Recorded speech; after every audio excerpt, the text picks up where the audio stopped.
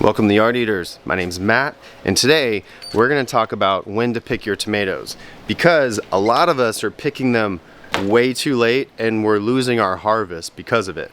So let me show you. I have some Cherokee tomatoes here that are giving, this is a perfect example. I'm actually so happy this has happened. So here's my Cherokee right here. As you can see, well, let me show you the green one first. So this is how it starts, right? And actually, oh man, this one actually got too much water as well. It's already split. But here's a green Cherokee, right? And here's a Cherokee that has already gone past its break point. So with tomatoes, there's what's called a break point. And USDA basically says when the color of the tomato changes about 10%, at that point, the tomato is basically cut off from the rest of the plant. That tomato has gotten all the nutrients it's going to get from that plant, and at that point, it's self-ripening. So why keep it on the vine? Why keep it out here where a bug or something, a squirrel or a bird can come and eat it from you? You need to cut this off and bring it inside. Another reason to bring it inside is what I just showed you. So this one right here, I've had this on the vine for well over a week. I should have picked this a week ago, but 4th of July came, a lot, stuff's been happening in life. So I haven't had time to pick it. So no, I'm gonna make this video, I'll leave it on here. And then we had multiple days of some crazy rain. And look at what's happened. It has split. It's split because it's taken in more water than the skin can expand. So basically it's not keeping up with its growth. It is taking in so much water the skin can't grow that fast, and it basically splits.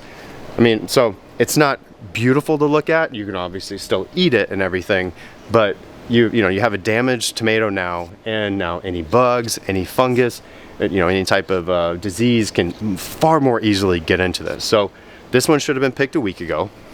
This one's going to get picked right now, but it's going to ripen inside the house. A reason for that is, like I said, all those reasons, right? Another reason is the absolute heat wave that we're going through right now. This weekend was 113 degrees with the heat index. With tomatoes, anything over 85 degrees, you're gonna hit, basically that tomato is gonna get stressed, and it's gonna actually not only change the color of the tomato, but it's gonna change the taste of the tomato. Because when a tomato goes through heat stress, the sugar and acid becomes imbalanced. And guess which one goes up and guess which one goes down? Sugar goes down, acid goes up. So the flavor profile is going to change completely. And that kind of sucks, right? Because, you grew this stinking thing for how many months, and now you're not even going to get a yummy tomato. So I'm going to actually show you a perfect example.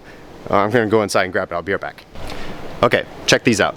These are 2 cherry tomatoes that I picked about a week and a half ago. Look how red they are. Same plant. I picked it off this plant. Look at the color. Look at the change in this one. So there are compounds inside a tomato. There's carotene, which gives it that yellow-orange, and then there's lycopene. Lycopene gives it the red color. Lycopene, unfortunately, is the first one to go. It is very susceptible to heat, and so when you see a tomato like this that isn't turning red, it's turning more of a yellow, then you can basically say, okay, that tomato plant's going through some heat stress. And so now that's not obviously like a big deal so much as it's just the pigment. Those are just pigments, lycopene, carotene. They're just going to give it the pigment. It doesn't change the flavor profile.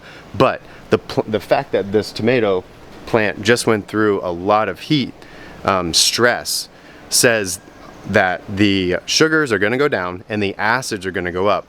So it's definitely going to change the flavor profile in that sense. So it's more of like, this is a sign that it's gone through heat stress, but just because it's yellow doesn't mean the carotene is what gave it a different flavor profile. So I just wanted to show you guys that. Another thing to point out is when you're actually picking them, if you want to come up and just twist it, the plant shouldn't fight you when you want to take it off.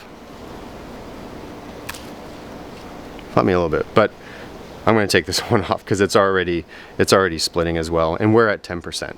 So the plant really shouldn't fight you when you're taking them off. So those are all honestly, like, especially for the size, they're pretty easy to come off. So just so you know, pick these earlier. Pick these when it's at 10% color, and that's your breaker point.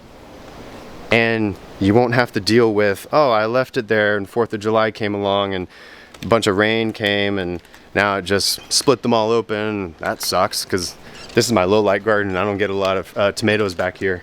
But I just wanted to show you that. I thought it was like really important to point out, and I had like a few examples of the right thing to do and the not right thing to do. So our little garden walk today was pretty quick, and I wanted to show you some other stuff that's happening. Something I actually showed last week was my progression on some deterrents I've been building to keep squirrels out of my pots. So here's my control. As you can see, it was freshly pitted all day today. As some of you, I know you probably relate, and this triggers you, and I understand. I understand. They all need to be ended in a very terrible way. Just kidding. But look over here. All right, so I have my bells. They're working great. Nothing's been touched. I actually have been trying some other options here. So I have these, and I'm actually kind of maybe going after something like these. This needs to be much wider and take up more surface area to protect it, but this is my approach right now. Using some copper rods and some brass bells to keep all the squirrels out, because as you can see, they're great, but I mean, they're just rusting already. So I want to get something that kind of stands the test of time, or I guess weatherproof, and also, as you can see, those copper ones, they blend in so nicely you could barely even see them, as opposed to those other ones look like a bunch of Kermits running around. So that's all I wanted to share with that, but it's looking great. Nothing's touching my pots. Yeah, that was pretty much all I had today. Eat the good stuff, stay healthy, and follow me so I can show you how to eat from your yard. I'll see you next time. Hey, I'm back real quick. It's been 24 hours since I recorded the first part of this video, but I just wanted to show you another reason, which I kind of brought up in the first part of this video, of why you want to take your tomatoes off as soon as they get to that break point. So I was walking past my tomato plant, and I almost didn't even see it, and I saw these little tiny specks of poop right here. I was thinking, at first I was like, that's not poop, maybe something just, I don't know. I didn't know what it was. Do you see it? I'll zoom in. Right here. This little bugger. Little tomato hornworm.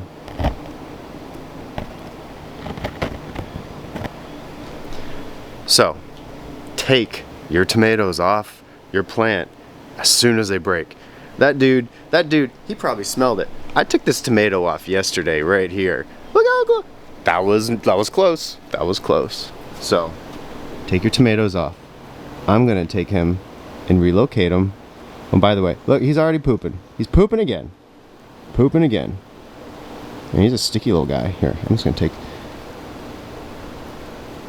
the whole leaf off. This is not working that well. There he is. Little bugger. That little horn in the back, by the way, doesn't hurt. It's just for looks. So, we'll put him over here. He can eat some stuff over here. Okay, whichever.